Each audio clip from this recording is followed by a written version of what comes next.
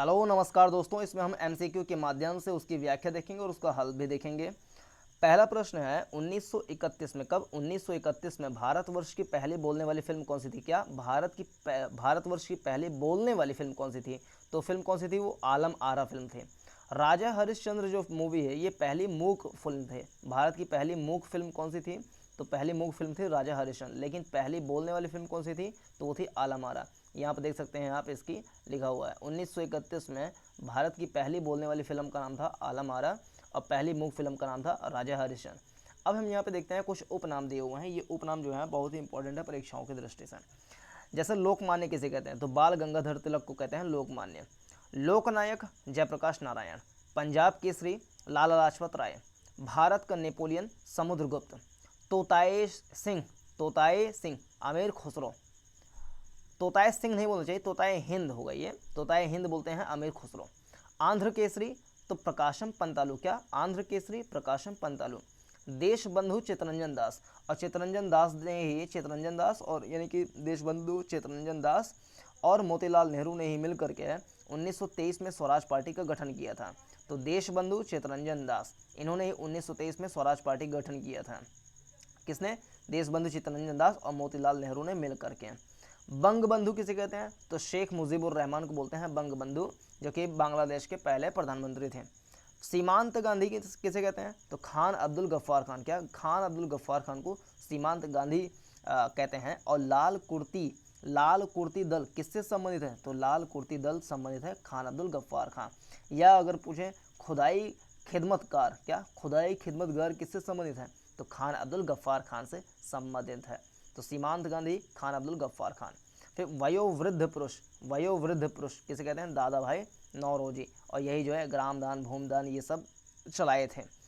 तो वयोवृद्ध पुरुष दादा भाई नौरोजी। पुनर्जागरण के पिता किसे कहते हैं? तो राजा राम मोहन रॉय को कहते हैं। भारत के लौह पुरुष किसे कहते हैं? या कहें भारत का बिस्मार्क किसे कहते हैं? तो सरदार वल्लभ भाई पटेल को कहते हैं भारत का बिस्मार्क या भारत का लौह पुरुष कहते हैं। फिर नेक्स्ट क्वेश्चन, हाल ही में किस राज्य ने, क्या हाल ही में किस राज्य ने ई नगर मोबाइल एप्लीकेशन और पोर्टल, क्या ई नगर नाम का ई नगर मोबाइल एप्लीकेशन और पोर्टल लॉन्च किया है? तो वो राज्य कौन सा है? तो वो राज्य है अपना ये गुजरात, महाराष्ट्र गुजरात है। तो यहाँ पे ई नगर जो है इसमें क्या है? इसमें ये व्यवस्था है कि गुजरात के जो शहरी क्षेत्र हैं उसमें जो सेवाएं प्रदान की जा रही हैं, जैसे कि जो भी प्रकार की सर्विसेज हुए, टैक्स से रिलेटेड सर्विसेज हो गई या अन्य प्रकार की सर्विसेज, वो सारे के सारे इस ई नगर पोर्टल या ई नगर मोबाइल एप्लीकेशन पे जो है प्रोवाइड की जाएगी गुजरात की जनता को। अब गुजरात से संबंधित कुछ यहाँ पे हम फैक्ट देखते हैं। जैसे यहाँ पे देखिए, गुजरात ई नगर मोबाइल पोर्टल लॉन्च करने वाला राज्य कौन सा है? तो ई नगर मोबाइल पोर्टल और एप्लीकेशन लॉन्च करने वाला है कौन सा? गुजरात है, गुजरात राज्य है। इसमें 52 प्रकार की सुविधाएं या कहें कि सेवाएं दी जाएंगी। 52 प्रकार की सुविधाएं या सेवाएं जो है एक ही पोर्टल पर प्रोवाइड की जाएंगी। क्या नाम है उसका? ई नगर मोबाइल पोर्टल और मोबाइल कह लें कि ऐप, जो कि गुजरात ने लॉन्च किया है। गुजरात से ही सत्याग्रह अगेंस्ट पॉल्यूशन यानी कि प्रदूषण के खिलाफ जो है सत्याग्रह किसने चलाया था? विरल देसाई। इसीलिए विरल देसाई कहते हैं क्या? Green man of India. Green man of India विरल देसाई कहते हैं, जो कि सत्याग्रह अगेंस्ट पॉल्यूशन गुजरात में चलाया था। यूनेस्को की 40वीं साइट, यूनेस्को की यानी कि United Nations Educational Scientific and Cultural Organization द्वारा जो विश्व धरोहर की सूची बनाई जाती है उसमें भारत के अभी तक 40 साइट जो हैं वो सूचीबद्ध हो चुके हैं, जिसमें से सबसे अंतिम बोला यानी कि 40वां साइट कौन सा था? धौलावीरा था। तो धौलावीरा कहाँ है? धौलावीरा जो है वो गुजरात के अंदर में है।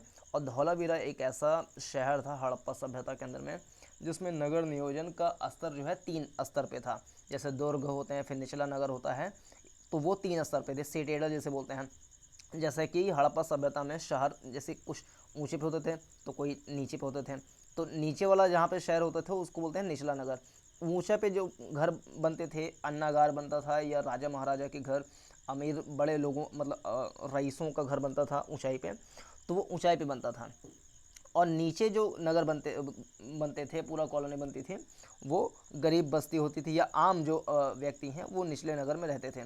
ऊंचे पे मुख्य रूप से इसको कहते थे सिटीडल या दुर्ग कहते हैं, और नीचे वाले कहते हैं लोअर टाउन या निचला नगर। तो जितने भी हड़प्पा मोहनजोदड़ो सभी में जो है सिटाडेल और निचला नगर मिले हैं।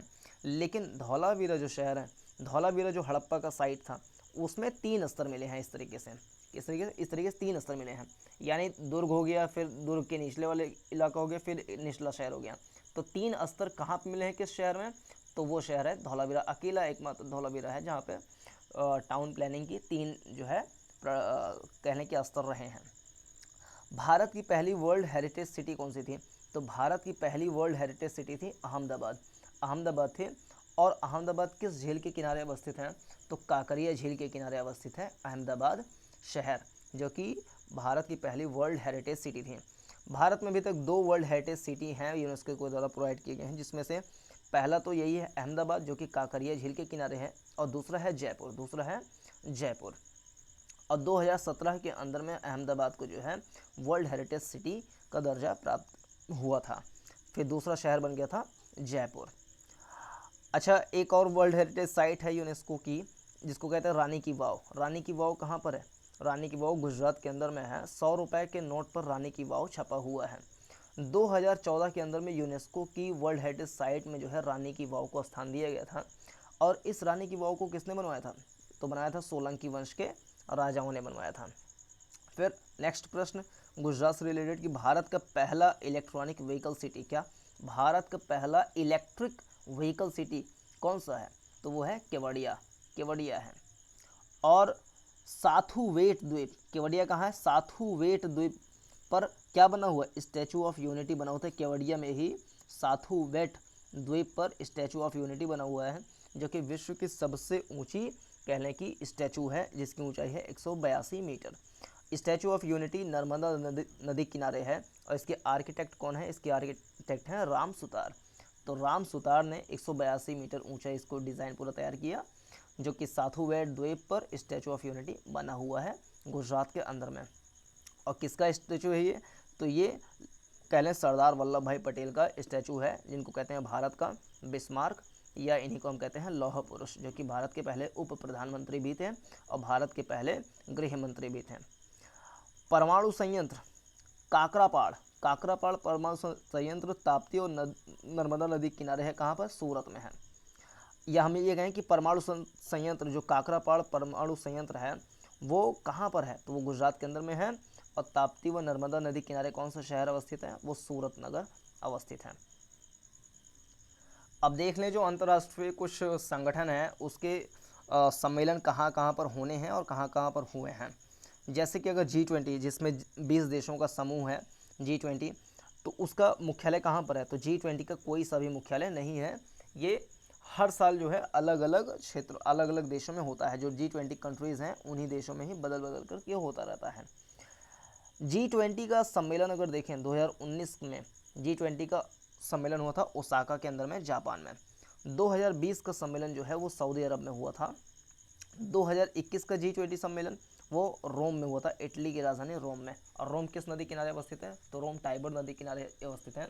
वर्ल्ड फूड प्रोग्राम और फूड एंड एग्रीकल्चरल ऑर्गेनाइजेशन का मुख्यालय जो है वो भी रोम के अंदर में ही अवस्थित है।